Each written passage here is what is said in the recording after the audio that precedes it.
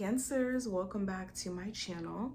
This is going to be a look at the harsh truths you need to hear at this moment. If you want to see future readings, make sure you're subscribed, hit the notification bell. If you want to get a personal reading, check out my website in the description.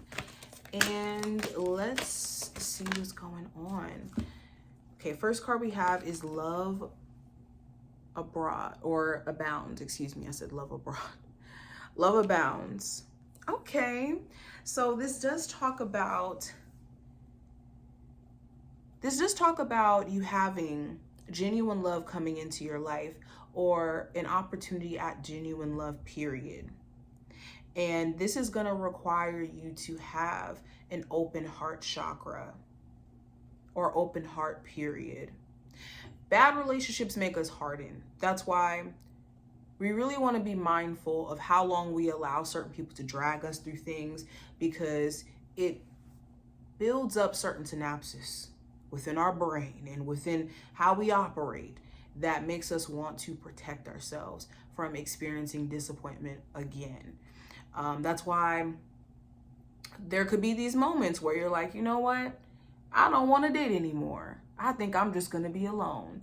And that reaction comes from putting up or allowing certain things within your space for way too long, to where you reach a point of being fed up, to where you don't really feel like you even have the capacity to allow people around you. So we never want to get to that point of being broke by someone else, to where we feel like we're unfixable, or it's unfixable when it comes to our love life. Okay, but it's time for you to prioritize people who genuinely have your best interest. Okay, I also have Healing Begins. So this ties in perfectly with Love Abounds. We gotta be open within the heart chakra.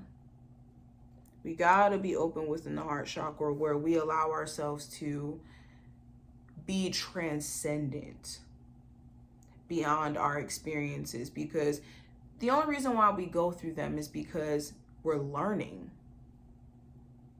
How do you know what you should or should not allow in relationships if you're not taught?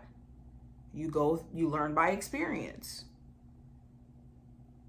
And it feels extremely jarring and intense when you go through these, experiences within your love life, because it's like, these are my feelings. This is my heart. So it can make you feel like closing off and shutting down. But it's also important that we remember that we're whole before we met said person, and we're whole and we're going to be whole after said person isn't in our life. The next message we have, or next card we have creativity.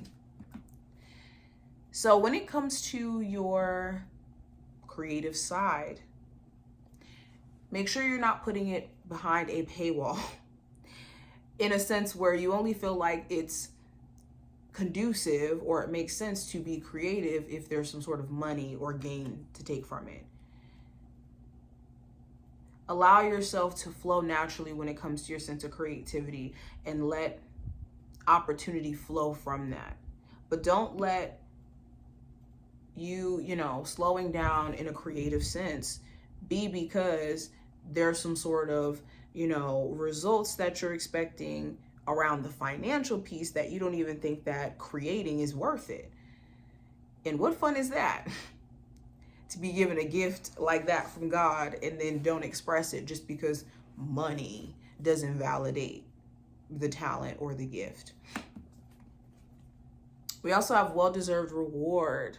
It's important that you pat yourself on the back in regards to what you do accomplish and what you do get done. Because if you're constantly in this state of like, what's next, without acknowledgement of your hard work and your progress, you will feel like you're on a hamster wheel and not accomplishing anything. And like you're just checking things off a to-do list, and not authentically basking in your progress. And at some point, when the burnout comes it will be justification because of the fact that you've never taken the time out to really pat yourself on the back for what the work you've done. Where the burnout is easier to get in and to never come out of.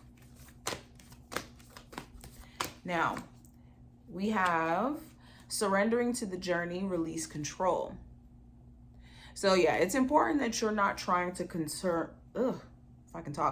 important that you're not trying to control the outcomes of everything in your life, because controlled outcomes is what? Inorganic outcomes, straight up. So if you're trying to control a relationship and how that transpires, then you're not having an authentic relationship. If it can be controlled, then it's not organic. Think of it like science experiments. Controlled environment experiences experiments versus experiments out in nature, or observing nature. Not experiments in nature, but observing nature as it is. Two different results. Okay? Anywho, it's also important that you release the need to control yourself in a way where you expect perfection. You are not a robot. You are a human being with human experiences, human challenges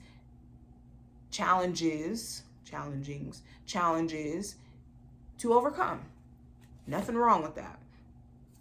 Also have view from above. Get the big picture. So a lot of times the way we look at things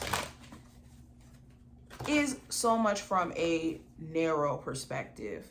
There's only so much we can perceive anyways when it comes to life, based off of just the limited senses we have and everything.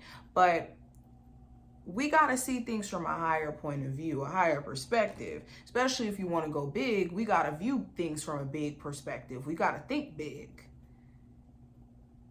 If we want to win big, we got to think big. We got to see the long game, especially if we want to have strategy. We also have impasse, reflect and redirect your energy. This is literally what I'm saying. It's being able to look at things from such a long game perspective that you don't necessarily have control over your life, like trying to control all the outcomes and everything, but you have control in the sense of how your actions lay out your future. Because our life only looks like, in the future, the last 2 to 3 years of the actions that we've taken and the cards that we've been dealt during this time period. But this is what I see. I hope that this did give you insight in regards to your truths that you need to hear. If you enjoyed, thumbs up the video, subscribe, and I'll see you in the next one.